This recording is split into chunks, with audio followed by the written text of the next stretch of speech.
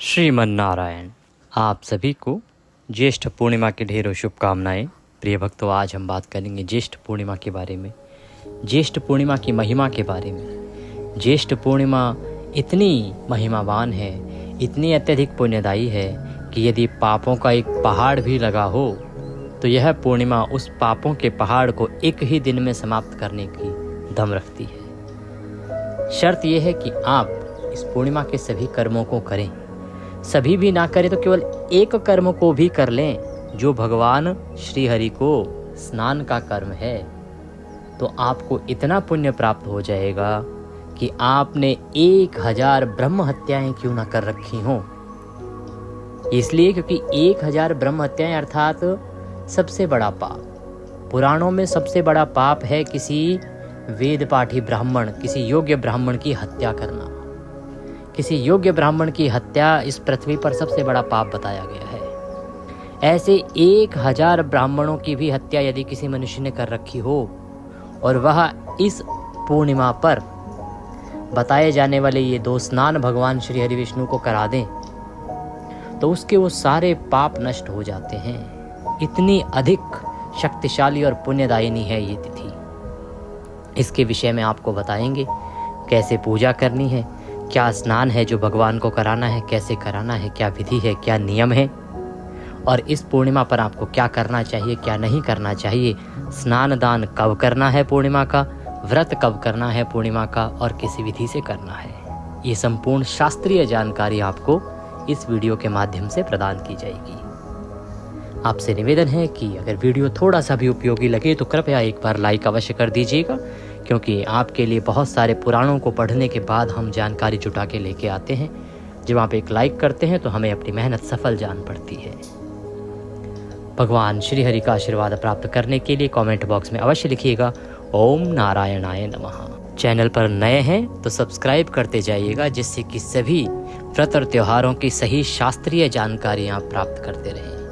और जब सब्सक्राइब करेंगे तो वहाँ पर एक बेल का निशान बना हुआ आएगा, घंटी का निशान बना हुआ आएगा, उसको अवश्य दबाइएगा, तभी आपको हमारे संपूर्ण वीडियो प्राप्त होंगे, अन्यथा आपसे जानकारी छूटती चली जाएगी। तो कृपया चैनल को सब्सक्राइब कीजिएगा और बेल आइकन को प्रेस कीजिएगा।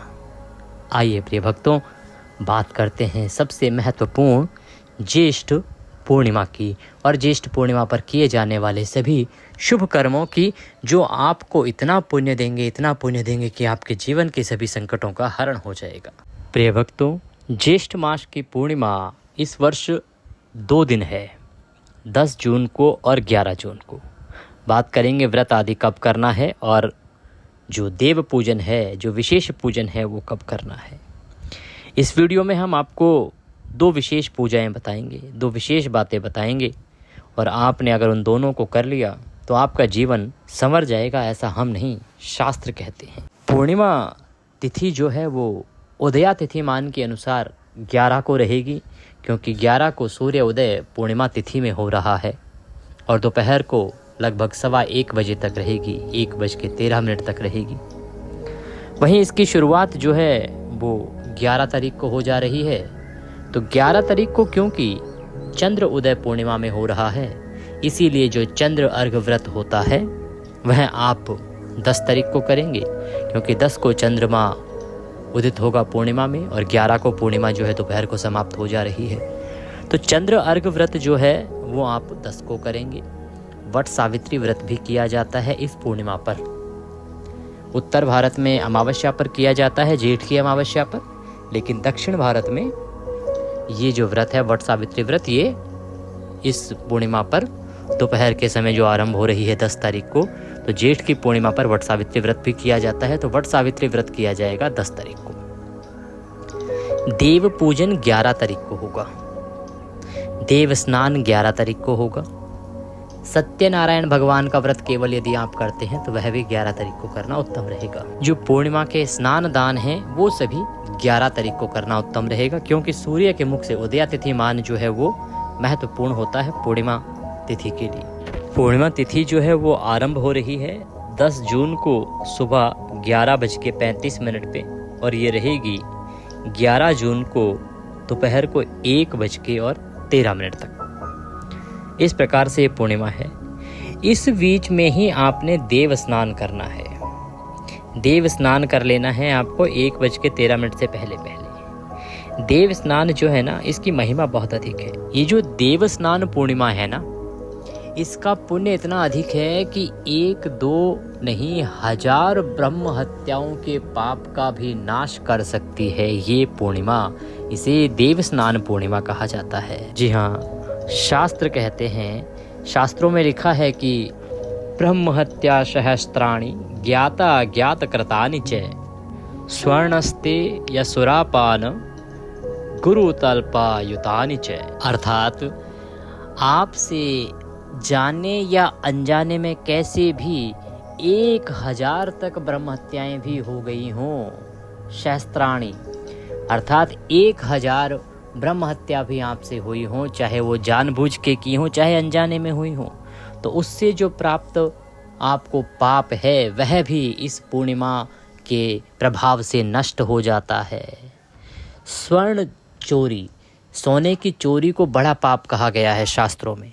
चाहे स्वर्ण चोरी का पाप हो, चाहे सुरापान अर्थात आप शराब के आदी हों, आप शराब के लती हों, आप बहुत अधिक शराब पीने वाले ही क्यों ना रहे हों, और या आपने कभी गुरु का अपमान ही क्यों ना किया हो, क्योंकि गुरु अपमान जो है ये भी शास्त्रों में बड़ा पाप है। गुरु का अपमान भी क्यों ना किया हो, ये सभी पाप इस पूर्णिमा पर देव स्नान से समाप्त हो जाएंगे यदि आप देव स्नान इस पूर्णिमा पर कराते हैं तो। कोटि कोटि सहस्त्राणि पापानि यानि च सर्वाण्यथ प्रणश्यन्ति पौर्णिमाश्याम तुवासरे। यानी छोटे छोटे करोड़ों पाप यदि आपसे हुए हैं ना, वह सब इस देव स्नान पूर्णिमा पर देव स्नान करने से समाप्त हो जाते हैं। तो अब वो कहते हैं कि कैसे नष्ट हो जाएंगे, इस पूर्णिमा पर देव स्नान कराने से वो सब नष्ट हो जाते हैं। अब जानना ये है कि कैसे स्नान कराना है भगवान को कि ये सब जो पातक हैं, पाप हैं, उन सब से आपको छुटकारा मिले। शास्त्र कहते हैं कि आपको कैसे स्नान कराना है भगवान को। तो इस दिन भगवान को 5 वो चीज़ें हैं जिनसे आपको स्नान कराना है, जिनका शास्त्रों में वर्णन आता है। शास्त्र कहते हैं कि नालिकेरोदके नाथ तथा ताल फलाम्बुना रत्नोदकेन गण्येन तथा पुष्पोदकेन च। ये नारियल का जल, ताड़ का फल, ताड़ का जो फल होता है ना, ताड़ के फल से भगवान को स्नान कराना है। रत्नोदक से स्नान कराना है, गंधोदक से स्नान कराना है और पुष्पोदक से स्नान कराना है। तो नारियल का जल तो आप समझ ही गए होंगे। नारियल ले लीजिए, जो जल वाला नारियल आता है ना, पानी वाला नारियल, वो ले लीजिए और पानी वाले नारियल से भगवान को स्नान कराइएगा। फिर ताड़ का एक फल आता है, ताड़ का फल जो है उससे आप भगवान को स्नान कराइएगा। तीसरा, अगर आप ताड़ का जो जल है ना मिले आपको पास, ताड़ का फल क्योंकि सभी जगह उपलब्ध नहीं होता, वैसे तो ये अभी जो मौसम चल रहा है ना, इसमें ताड़ का फल मिलता है। अगर ना मिले तो आप गुलाब ले लीजिएगा और गुलाब के जल से स्नान करा दीजिएगा। फिर आता है रत्नोदक का अभिप्राय ये है कि कोई भी रत्न होते हैं ना, चाहे वो मणियाँ हों या जो आप माला पहनते हैं या आप सोना चांदी की जो वस्तुएं हैं, उनको जल में पहले उनको अच्छे से धो लीजिएगा, साफ अच्छे तरीके से धो लीजिएगा, क्योंकि अपनी पहनी हुई वस्तुओं को आप सीधा उस पर डाल देंगे, वो उचित नहीं है। भगवान को स्नान कराना है तो साफ सुथरे रत्न लीजिएगा, उन रत्नों को पानी में डुबोइएगा और उस जल से आप भगवान को स्नान कराइएगा। रत्नोदक कहते हैं उसको, रत्नोदक से भगवान को स्नान कराना। फिर गंधोदक क्या होगा, जल लीजिएगा, जल में थोड़ा सा गंध अर्थात चंदन डाल दीजिएगा, चंदन डालिएगा, सफ़ेद चंदन डालिएगा और उससे स्नान कराइएगा। पुष्पोदक अर्थात पुष्प के जल से भगवान का अभिषेक कराइएगा। पुष्प को पानी में डुबो दीजिएगा, पानी में डाल दीजिएगा, उससे जो पुष्प का जो कश है वो पानी में मिलेगा और उस पुष्पोदक से भगवान को स्नान कराइएगा। ये जो 5 स्नान हैं ये आपने कराने हैं इस पूर्णिमा पर। 5 स्नान कराइएगा, कल्याण होगा। ये शास्त्र कहते हैं, मैं नहीं कह रहा हूँ, शास्त्रों में वर्णन है। आगे बहुत सारा वर्णन बाकी है, आगे आप सुनते जाइएगा। पुनः आपसे प्रार्थना करूँगा कि ये जो दिन है बहुत महत्वपूर्ण है और यहाँ हम बता रहे हैं उसमें समय लग रहा है, आपको करने में अधिक समय नहीं लगेगा। बड़े आसानी से बहुत थोड़े से समय में आप ये सब कर्म कर लेंगे और इसका जो पुण्य है वो बहुत अधिक प्राप्त होगा। ये स्नान आपको कराना कैसे है, क्या विधि रहेगी, इसके विषय में भी मैं आगे आपको बताऊंगा कि आप किस विधि से इसका स्नान कराएंगे, वो भी महत्वपूर्ण है। उस विधि को अंत में आप देख लीजिएगा। बात आती है कि ये सब करना कब है। तो देखिए, ये जो कर्म है ना, 10 तारीख को जब वो पूर्णिमा आरंभ हो गई है उससे लेके और 11 तारीख को सुबह तक किया जा सकता है। परंतु सर्वोत्तम जो रहेगा, जैसा कि हमने कहा, देव स्नान जो है, देव स्नान पूर्णिमा 11 को है, सूर्य के मुख से पूर्णिमा 11 को है। तो 11 तारीख को कीजिएगा और 11 तारीख को 1:13 से पहले कर लीजिएगा इस काम को। ये जो भगवान को आपने स्नान कराना है। दूसरी बात की बात करते हैं हम। ये तो देव स्नान की बात हुई, देव स्नान की विधि आगे आपको बताएंगे। दूसरी बात जो है वो ये है कि भविष्य पुराण में भगवान श्री कृष्ण युधिष्ठिर से कहते हैं कि पूर्णिमा के दिन चंद्रमा की पूजा करनी चाहिए, क्योंकि पूर्णिमा जो है वो चंद्रमा की प्रिय तिथि है और इसी दिन जो चंद्रमा है ना, वो 16 कलाओं से परिपूर्ण होते हैं। ये जो पूर्णमासी तिथि होती है, ये सभी मनोरथों को पूर्ण करने वाली होती है। चंद्रमा स्वयं कहते हैं कि जो इस पूर्णिमा तिथि में विधि पूर्वक मेरी पूजा करेगा, मैं प्रसन्न होकर उसकी सभी मनोकामनाएं पूरी करूंगा, उसकी सभी इच्छाएं पूरी कर दूंगा और लक्ष्मी जी भी इससे स्थिर होंगी और आपके घर में सदा वास करेंगी। तो ये जो पूर्णिमा है ना, इस पर चंद्रमा की भी बड़ी महिमा है। चंद्रमा का पूजन भी आपको अवश्य करना चाहिए इस पूर्णिमा पर। अब करना क्या है, चंद्रमा का पूजन कैसे करना है? तो देखिए, सबसे पहले तो चंद्रमा की पूजा कीजिएगा, उनको तिलक लगाइएगा, उनको आरती उतारिएगा, उनको जल दीजिएगा। जो जल देंगे आप, उस जल में क्या क्या डालेंगे? कच्चा दूध मिलाइएगा, अक्षत डालिएगा, थोड़ा सा चंदन डाल लीजिएगा, पुष्प डाल लीजिएगा और पीतल के लोटे में ये सब आपने लेना है। पीतल के लोटे में जल लेके ये सब वस्तुएं उसमें डालनी है आपने। इन सब वस्तुओं को मिला के और आप चंद्रदेव को अर्घ प्रदान कीजिएगा। जब आप अर्घ देंगे तो आप मंत्र पढ़िएगा, ओम श्री चंद्रमसे नमः, ओम श्री चंद्रमसे नमः, ओम श्री चंद्रमसे नमः। बड़ा ही सिंपल सा साधारण सा मंत्र आपके लिए बताया है। ये भी ना बोल पाए तो ओम चंद्रदेवाय नमः, ओम चंद्रदेवाय नमः, ओम चंद्रदेवाय नमः, ये मंत्र पढ़िएगा। ये मंत्र बोलते हुए चंद्रमा को आप अर्घ दे सकते हैं। जब आप अर्घ देंगे ना, तो जो जल है उसके छींटे पैरों पे ना आए, इस बात का भी आप ध्यान रखना। इस प्रकार से अर्घ दीजिएगा, चाहे किसी पात्र में नीचे कुछ रख लीजिएगा, गमले जैसा। रात को क्योंकि पौधे में जल नहीं देते हैं, इसलिए खाली गमला या मिट्टी वाला कुछ ऐसा स्थान रखिएगा जिससे कि छींटे आपके पैरों पे ना आए उस जल के। इसका आपको विशेष ध्यान रखना है। आपने ये जो जल दिया है, दुग्ध युक्त जो जल आपने अर्पित किया है ना चंद्रमा को, अब क्योंकि ये किसी पात्र में ही आप देंगे तो वह एकत्र हो गया है। अब आप इसे किसी पेड़ पौधे में डालने के लिए रात्रि को ना जाइएगा, ये अगले दिन सुबह डालिएगा, या फिर किसी आप जीव जंतु को रात्रि को अगर कोई दिख जाए तो आप उसको दे सकते हैं। अन्यथा आप ये जल सुबह होने के बाद ही पेड़ पौधे में डालिएगा। आगे शास्त्र कहते हैं कि इस दिन रात्रि में तिन्नी के चावल की खीर का भोग लगाकर वही आपको खाना चाहिए। तिन्नी का चावल जो है ना, वो आपको बाजार में मिल जाएगा। मार्केट अगर आप जाएंगे मांगेंगे तिन्नी का चावल तो मिल जाएगा। अगर किसी के पास ना हो और ना मिले तो जो नॉर्मल चावल आता है ना, उसी की खीर बनाइएगा, उसी खीर का चंद्रमा को भोग लगाइएगा और वही आप स्वयं खाइएगा, पारिवारिक जन भी सभी को खिलाइएगा। इससे माता लक्ष्मी जो है ना वो स्थिर होती हैं, चंद्रदेव जो है प्रसन्न होते हैं। ध्यान रखिएगा कि चंद्रमा को जो अर्घ आप देंगे ना, वो 10 तारीख को देंगे। 10 जून की रात्रि को आपने चंद्रमा को अर्घ देना है, क्योंकि 11 तारीख को तो प्रतिपदा लग जाएगी रात्रि को।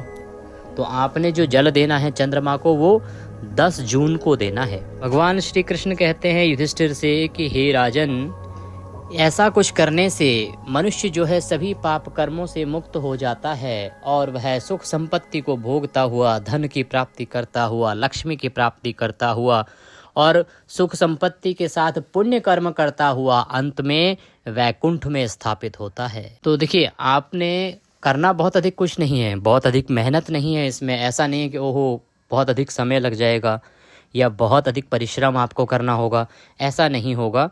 बहुत कम समय लगना है। जो हमने आपको दिन में देव स्नान की बात करी है ना, देव स्नान बमुश्किल से 10 मिनट का काम सुबह देव स्नान का है और मुश्किल से 2-5 मिनट का काम ये चंद्र अर्घ का है। दोनों ही कर्म अगर आप कर लेंगे तो ये आपको अथाह पुण्य देंगे, आपके जीवन के सभी संकटों से आपको मुक्ति दिलवा देंगे और आपके जीवन में कभी कोई परेशानी आएगी नहीं, लक्ष्मी भी आपके यहाँ पे स्थिर रहेगी। तो पुनः आपसे प्रार्थना करूँगा कि ये दोनों कर्म कीजिएगा। अब बात करते हैं कि अन्य और कौन से कर्म हैं जो आपको करने चाहिए और किस विधि से आपने जल देना है। जो देव स्नान कराना है ना, वो किस विधि से कराना है, इसके विषय में आपको बताते हैं।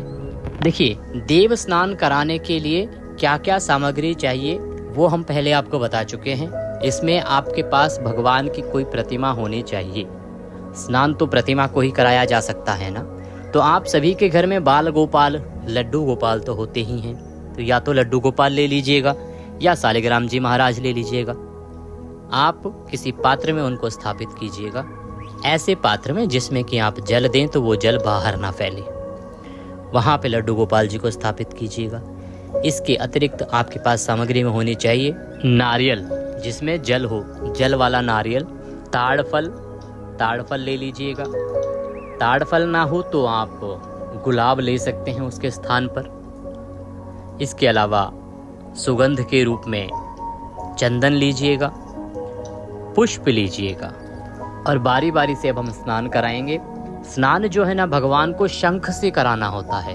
भगवान श्री हरि को जब भी आप स्नान कराएंगे तो वह शंख से कराइएगा। शंख जो भी आपके पास घर में हो ना, पूर्वावृत्ति हो या फिर दक्षिणावर्ती हो, जो भी शंख है आप उससे स्नान कराएं। तो आपने करना क्या है कि शंख लीजिए, शंख में पहले जो नारियल का जो जल है उसको भरिएगा, भगवान श्री हरि का ध्यान कीजिएगा और भगवान श्री हरि का ध्यान करते हुए ओम नारायणाय नमः, ओम नारायणाय नमः, ओम नारायणाय नमः, ये मंत्र जपते हुए भगवान को वह नारियल का जल अर्पित कीजिएगा।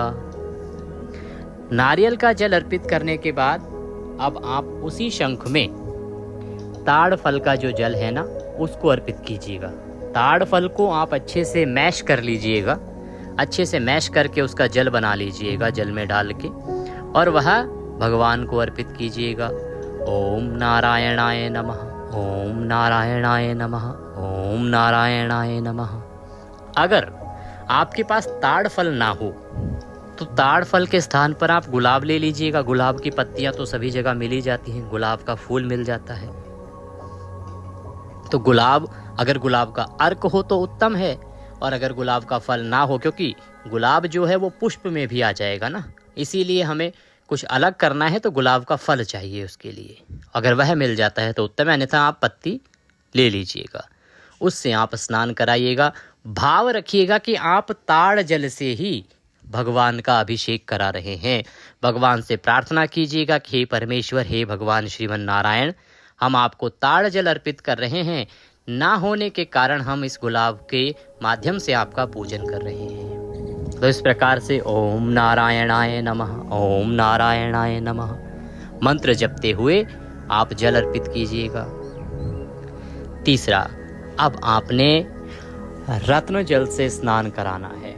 रत्न जल किस प्रकार से? एक पात्र लीजिए, तांबे का पात्र ले लीजिए, उसमें जल भरिए और उसमें रत्नों को थोड़ी देर के लिए रख दीजिए और उसके बाद वह जल शंख में डालिएगा। जो रत्न वाला जल है ना उसको शंख में डालिएगा। पहले जो रत्न है आपके उनको अच्छे से धो लीजिएगा, ऐसा ना हो किसी प्रकार की गंदगी उसमें हो, क्योंकि इस जल से भगवान को स्नान कराना है ना, तो इसीलिए उसको धो लीजिएगा। रत्न को धोने के बाद और उस जल से फिर आप भगवान को स्नान कराइएगा। जल को शंख में डालिए रत्न वाले को ओम नारायणाय नमः, ओम नारायणाय नमः, ओम नारायणाय नमः। और इस प्रकार से आप रत्न जल से भगवान को स्नान कराइए। अब सुगंधित जल से आपको स्नान कराना है। सुगंधित जल से स्नान कैसे कराएंगे? चंदन लीजिएगा, थोड़ा सा चंदन लीजिएगा, जल भरिएगा शंख में और उस जल में आप थोड़ा सा चंदन डाल दीजिएगा और भगवान को स्नान कराइएगा। ओम नारायणाय नमः, ओम नारायणाय नमः, ओम नारायणाय नमः, ओम नारायणाय नमः, इस मंत्र के साथ। अंत में 5वां स्नान होगा पुष्प के साथ, पुष्पोदक। पुष्पोदक स्नान में पुष्प ले लीजिए, फूल ले लीजिए, फूल को खोल लीजिए, थोड़ी पंखुड़ियों को जल में डालिए या आप शंख में जल भरिए, उसी में पुष्प डाल दीजिए। पुष्प की जो पंखुड़ियां हैं उनको डाल दीजिए और भगवान को जल अर्पित कीजिए। ओम नारायणाय नमः, ओम नारायणाय नमः, ओम नारायणाय नमः। इस प्रकार से आपने ये 5 स्नान भगवान को कराया है। ये बड़ा कल्याणकारी स्नान है। इसके बाद शुद्ध जल से भगवान को नहलाइए। ओम नारायणाय नमः, ओम नारायणाय नमः। अच्छे से पोंछ दीजिए बाल गोपाल को, पोंछ के और आसन पे विराजमान कीजिए। आसन पे विराजमान करके तिलक लगाइए, पुष्प अर्पित कीजिए, फूल चढ़ाइए भगवान को। पुष्प अर्पित करने के साथ भगवान श्री हरि को प्रिय है तुलसी, तो माता तुलसी भी अर्पित कीजिएगा बाल गोपाल को, लड्डू गोपाल को तुलसी अर्पित कीजिएगा। तुलसी अर्पित करने के बाद धूप दिखाइएगा और दीप दिखाइएगा। धूप दीप प्रज्वलित कीजिएगा, धूप दिखाइएगा, दीप दिखाइएगा। और अब भगवान को भोग स्वरूप जो भी आपके पास कुछ मीठा मिठाई हो वह अर्पित कीजिएगा। मिठाई ना हो तो जो भी आपके पास ड्राई फ्रूट्स में कुछ हो वो अर्पित करना, फल चढ़ा सकते हैं, या कुछ ना हो तो मिश्री अर्पित कर दीजिएगा। नैवेद्य अर्पित करने के बाद अब भगवान को जलाचमनी करानी है। 3 बार जल अर्पित कीजिएगा। छोटा चम्मच लीजिएगा, 3 बार भगवान को जल अर्पित कीजिएगा या पुष्प से 3 बार छींटे दीजिएगा जल के। इस प्रकार से जलाचमनी कराइएगा।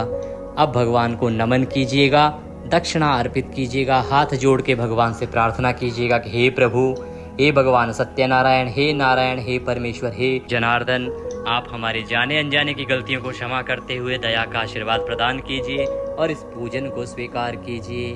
इस प्रकार से आपने यह पूजन करना है। ये पूजन अगर आपने इस पूर्णिमा पर कर लिया, समय बताया है उसमें 1:13 से पहले 11 तारीख को कल्याण हो जाएगा आपका।